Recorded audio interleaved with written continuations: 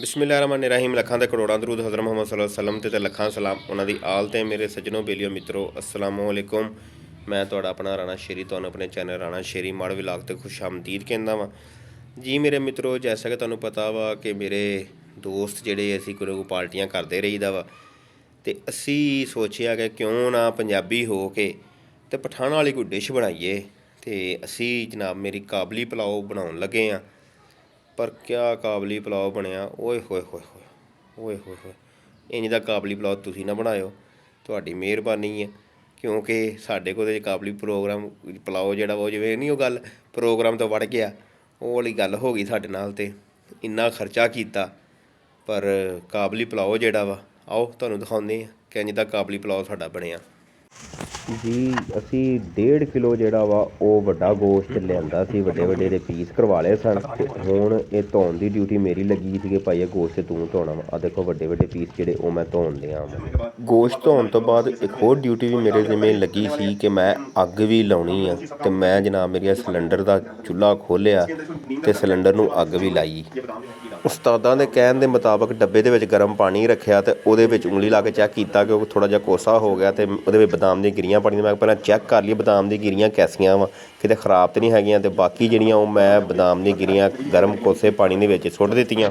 ਹਜੇ ਅਸੀਂ ਸਿੱਧੇ ਪੱਧਰੇ ਹੀ ਹੋਣ ਦੇ ਸੀ ਅਤੇ ਉਸਤਾਦ ਮੁਹਤਰਮ ਵੀ ਤਸ਼ਰੀਫ ਲੈ ਆਏ ਅਤੇ ਉਹਨਾਂ ਨੇ 2 ਪੁਲਾਓ ਦੇ ਡੱਬੇ ਵੀ ਲੈ ਆਂਦੇ ਨਾਲ। ਗਾਜਰਾਂ ਜਿਹੜੀਆਂ ਇਹ ਵੀ ਔਰੰਜ ਜਿਹੇ ਕਲਰ ਦੀਆਂ ਗਾਜਰਾਂ ਵਾ, ਕੱਟੀਆਂ ਵੀ ਹੋਈਆਂ ਉਸਤਾਦ ਹੋਰਾਂ ਨੇ। ਅਤੇ ਉਹ ਲੈ ਕੇ ਅਤੇ ਅਸੀਂ ਆ ਗਏ ਵਿੱਚ ਜਨਾਬ ਮੇਰੀ ਲਓ ਜੀ ਕਾਜੂ ਵੀ ਨਾਲ ਲੈ ਕੇ ਆਏ ਉਸਤਾਦ ਹੋਰਾਂ। ਕਾਜੂ ਵੀ ਜਿਹੜੇ ਉਹ ਗਰਮ ਪਾਣੀ ਦੇ ਵਿੱਚ ਸੁੱਟ ਦਿੱਤੇ ਨੇ ਜੀ। ਮੇਵੇ ਵੀ ਜਿਹੜੇ ਉਹ ਵੀ ਅਸੀਂ ਵਿੱਚ ਸੁੱਟ ਦਿੱਤੇ, ਮੇਵੇ ਵੀ ਅਸੀਂ ਲੈ ਕੇ ਆਏ ਸੀ। ਅਤੇ ਉਸਤਾਦ ਹੋਰਾਂ ਨੇ ਜਿਹੜਾ ਵਾ ਉਹ ਇਹ ਗਾਜਰਾਂ ਸਾਨੂੰ ਕੱਟ ਕੇ ਦਿਖਾਉਂਦੇ ਆ ਕਿ ਗਾਜਰਾਂ ਕਿੰਝ ਕੱਟਣੀਆਂ ਨੇ, ਕਿਸ ਤਰ੍ਹਾਂ ਜਿਹੜੀਆਂ ਬਰੀਕ ਬਰੀਕ ਜਿਹੜੀਆਂ ਵਾ ਉਹ ਗਾਜਰਾਂ ਕੱਟਣੀਆਂ ਵਾ। ਜਿਵੇਂ ਦੀ ਮੱਝ ਦੀ ਤੀਲੀ ਹੁੰਦੀ ਆ ਉਂਝ ਦੀਆਂ ਗਾਜਰਾਂ ਬਣਾਉਣੀਆਂ। ਅਤੇ ਉਸਤਾਦ ਹੋਰਾਂ ਕਿਹਾ ਮੈਂ ਗਾਜਰਾਂ ਕੱਟੀ ਜਾਂਦਾ, ਤੁਸੀਂ ਵੀ ਕੋਈ ਕੰਮ ਕਰ ਲਓ। ਅਤੇ ਸਾਨੂੰ ਉਹਨਾਂ ਨੇ ਕਿਹਾ ਕਿ ਗੋਸ਼ਤ ਦੇ ਵਿੱਚ ਪਾਣੀ ਪਾਓ ਅਤੇ ਉਹਦੇ ਵਿੱਚ ਨਮਕ ਦੀ 1 ਚਮਚੀ ਸੁੱਟੋ। ਗੋਸ਼ਤ ਜਿਹੜਾ ਉਹ ਪੂਰੀ ਤਰ੍ਹਾਂ ਵਿੱਚ ਪਾਣੀ ਦੇ। ਅਤੇ ਉਸਤਾਦ ਹੋਰੇ ਕਹਿੰਦੇ ਕਿ ਇਹਦੇ ਵਾਸਤੇ ਸਾਨੂੰ ਅੱਧਾ ਕਿਲੋ ਗਾਜਰਾਂ ਚਾਹੀਦੀਆਂ ਵਾ ਅਤੇ ਅੱਧਾ ਕਿਲੋ ਸਾਡੇ ਚੌਲ ਨੇ ਅਤੇ 1.5 ਕਿਲੋ ਸਾਡਾ ਗੋਸ਼ਤ ਆ। ਗੋਸ਼ਤ ਅਸੀਂ ਨਮਕ ਅਤੇ ਪਾਣੀ ਪਾ ਕੇ ਗੱਲੇ ਰੱਖ ਦਿੱਤਾ ਅਤੇ ਉਸਤਾਦਾਂ ਹੁਕਮ ਕੀਤਾ ਕਿ ਤੂੰ ਇਹ ਬਦਾਮ ਦੀਆਂ ਗਿਰੀਆਂ ਜਿਹੜੀਆਂ ਨੇ ਇਹਨਾਂ ਦੇ ਤੋਂ ਛਿਲਕਾ ਲਾ ਅਤੇ ਮੈਂ ਚੌਲ ਜਿਹੜੇ ਉਹ ਸਾਫ਼ ਕਰ ਲੈਂਦਾ ਵਾ। ਅਤੇ ਅਸੀਂ ਜਨਾਬ ਮੇਰੀ ਹੁਕਮ ਦੀ ਪਾਬੰਦੀ ਕਰ ਰਹੇ ਹਾਂ। ਦੂਸਰੇ ਪਾਸੇ ਜਿਹੜੀ ਤੀਲੀ ਵਰਗੀਆਂ ਗਾਜਰਾਂ ਕੱਟੀਆਂ ਸਨ ਉਹਨਾਂ ਨੂੰ ਗਲਾਉਣ ਵਾਸਤੇ ਪਾਣੀ ਪਾ ਕੇ ਰੱਖ ਦਿੱਤਾ ਗਿਆ ਵਾ। ਉਸਤਾਦ ਹੋਰੇ ਉਹਦਾ ਮੁਆਇਨਾ ਕਰ ਰਹੇ ਨੇ। ਬਾਅਦ 'ਚ ਉਹਦੇ ਵਿੱਚ ਚੀਨੀ ਸੁੱਟੀ ਗਈ। ਚੀਨੀ ਵੀ ਤਕਰੀਬਨ ਕੁਝ 5-6 ਚਮਚੀਆਂ ਸੁੱਟੀਆਂ ਨੇ। ਚੀਨੀ ਵਿੱਚ ਮਿਕਸ ਕਰਨ ਤੋਂ ਬਾਅਦ ਇਹਦੇ ਵਿੱਚ ਜਿਹੜੇ ਉਹ ਕਾਜੂ ਬਦਾਮ ਅਸੀਂ ਗਰਮ ਪਾਣੀ 'ਚ ਪਾ ਕੇ ਰੱਖੇ ਸਨ ਨਾਲ ਮੇਵੇ ਉਹ ਵੀ ਸੁੱਟ ਦਿੱਤੇ ਗਏ। ਅਤੇ ਨਾਲ ਹੀ ਉਸਤਾਦ ਹੋਰੇ ਜਿਹੜੇ ਉਹ ਚਾਵਲ ਧੋਣ ਵਾਸਤੇ ਜਿਹੜਾ ਚਲੇ ਗਏ ਨੇ ਅਤੇ ਚਾਵਲ ਧੋਣ ਲੱਗ ਪਏ ਨੇ।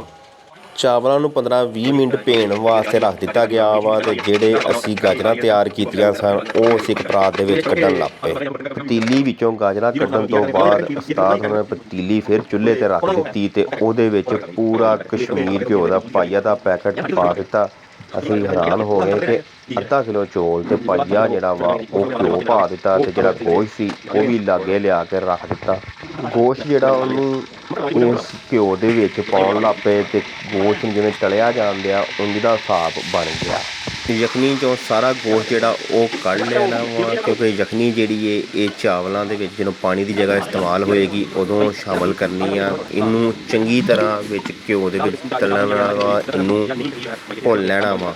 ਭੁੰਨਣ ਦੇ ਨਾਲ ਹੀ ਮਿਕਸ ਕਰਨ ਤੋਂ ਬਾਅਦ ਇਹਦੇ ਵਿੱਚ ਜਿਹੜਾ ਅਸੀਂ ਨੈਸ਼ਨਲ ਦਾ ਪੁਲਾਓ ਮਸਾਲਾ ਲਿਆਂਦਾ ਸੀ ਉਹ ਵੀ ਵਿੱਚ ਇਹਦੇ ਸ਼ਾਮਲ ਕਰ ਲਿਆ। ਕਿਉਂਕਿ ਹੁਣ ਇਹ ਮਸਾਲੇ ਦੀ ਵੀ ਵਿੱਚ ਭੁਨਾਈ ਚੰਗੀ ਤਰ੍ਹਾਂ ਹੋਏਗੀ ਅਤੇ ਉਸਤਾਦ ਹੋਰੇ ਕਹਿੰਦੇ ਸਮੈਲ ਖਤਮ ਹੋਏਗੀ ਅਤੇ ਮਜ਼ਾ ਆਏਗਾ। ਇਸ ਲਈ ਅਸੀਂ ਇਹ ਸਾਰੀਆਂ ਚੀਜ਼ਾਂ ਮਿਕਸ ਕਰਕੇ ਭੁਨਾਈ ਸ਼ੁਰੂ ਕਰ ਲੱਗ ਪਏ। ਅਤੇ ਭੁਨਾਈ ਕਰਨ ਤੋਂ ਬਾਅਦ ਇਹਦੇ ਵਿੱਚ ਜਿਹੜੀ ਸਾਡੀ ਯਖਨੀ ਬਚੀ ਸੀ ਗੋਸ਼ਤ ਦੀ ਉਹ ਸ਼ਾਮਲ ਕਰ ਦਿੱਤੀ ਗਈ। ਇਹ ਪਾਣੀ ਦੀ ਜਗ੍ਹਾ ਇਸਤੇਮਾਲ ਕੀਤੀ ਗਈ ਆ। ਅਤੇ ਇਹਦੇ ਵਿੱਚ ਜਦੋਂ ਤੱਕ ਇਹਨੂੰ ਪੱਕਣ ਦੇਣਾ ਵਾ ਜਦੋਂ ਤੱਕ ਇਹਦੇ ਵਿੱਚ ਉਬਾਲ ਨਹੀਂ ਆ ਜਾਂਦਾ। ਜਦੋਂ ਉਬਾਲ ਆ ਜਾਊਗਾ ਅਤੇ ਉਹਦੇ ਵਿੱਚ ਜਿਹੜੇ ਅਸੀਂ ਚਾਵਲ ਭੇਂ ਕੇ ਰੱਖੇ ਸੀ ਉਹ ਪਾ ਲਏ ਦੇਣੇ। ਚਾਵਲਾਂ ਨੂੰ ਜਿਹੜਾ ਉਹ ਚੰਗੀ ਤਰ੍ਹਾਂ ਇਹਦੇ ਵਿੱਚ ਪਾਣੀ ਦੇ ਵਿੱਚ ਮਿਕਸ ਕਰ ਦੇਣਾ ਅਤੇ ਜਿਹੜੇ ਡੁੱਬ ਜਾਣ ਵਿੱਚ ਇਹਨੂੰ ਮਿਕਸ ਜਿਹੜਾ ਉਹ ਚੰਗੀ ਤਰ੍ਹਾਂ ਕਰਨਾ ਵਾ ਕਿਉਂਕਿ ਪਾਣੀ ਵਿੱਚ ਡੋਬੇ ਹੋਣਾ ਚਾਹੀਦਾ। ਅਤੇ ਇਹ ਉਸਤਾਦ ਹੋਰਾਂ ਨੇ ਜਿਹੜਾ ਨਮਕ ਚੈੱਕ ਕੀਤਾ ਅਤੇ ਕਹਿੰਦੇ ਨਮਕ ਲੱਗਦਾ ਮੈਨੂੰ ਥੋੜ੍ਹਾ ਘੱਟ ਆ ਅਤੇ ਥੋੜ੍ਹਾ ਜਿਹਾ ਨਮਕ ਵਿੱਚ ਹੋਰ ਪਾਈਏ। ਫਿਰ ਸਵਾਦ ਬਣਨਗੇ। ਜਦੋਂ ਚਾਵਲ ਜਿਹੜੇ ਨੇ ਉਹ ਥੋੜ੍ਹਾ ਪਾਣੀ ਪੀ ਲੈਣ ਅਤੇ ਚਾਵਲ ਨਜ਼ਰ ਆਉਣ ਲੱਗ ਪੈਣ ਕਿ ਚਾਵਲ ਜਿਹੜੇ ਉਹ ਬਰਾਬਰ ਹੋ ਗਏ ਨੇ ਅਤੇ ਇੱਕ ਕਣੀ ਰਹਿ ਗਈ ਆ, ਅਤੇ ਫਿਰ ਉਸ ਤੋਂ ਬਾਅਦ ਇਹਨੂੰ ਦਮ ਲਾ ਦਿੱਤਾ ਜਾਏਗਾ। ਜਿਹੜੇ ਚਾਵਲ ਸੀ ਉਹਨਾਂ ਨੂੰ ਇੱਕ ਬਰਾਬਰ ਕਰਨ ਤੋਂ ਬਾਅਦ ਥਾਲੀ ਦੇ ਉੱਤੇ ਪੌਣਾ ਲਪੇਟ ਕੇ ਅਤੇ ਇਹਨੂੰ ਦਮ ਲਾ ਦਿੱਤਾ ਗਿਆ। 15 ਤੋਂ 20 ਮਿੰਟ ਦਮ ਲਾਉਣ ਤੋਂ ਬਾਅਦ ਜਦੋਂ ਦਮ ਖੋਲ੍ਹਿਆ ਗਿਆ ਅਤੇ ਮੇਰੇ ਮਿੱਤਰੋ ਅਸੀਂ ਵੇਖ ਕੇ ਹੈਰਾਨ ਅਤੇ ਪਰੇਸ਼ਾਨ ਹੋ ਗਏ ਕਿ ਇਹ ਜਿਹੜੇ ਚੌਲ ਨੇ ਇਹਨਾਂ ਦੇ ਵਿੱਚ ਘਿਓ ਹੀ ਘਿਓ ਭੱਜਾ ਫਿਰਦਾ ਵਾ, ਅਤੇ ਅਸੀਂ ਵੇਖ ਕੇ ਪਰੇਸ਼ਾਨ ਹੋ ਗਏ ਕਿ ਇਹਨੂੰ ਖਾਣਾ ਕਿਵੇਂ ਆ।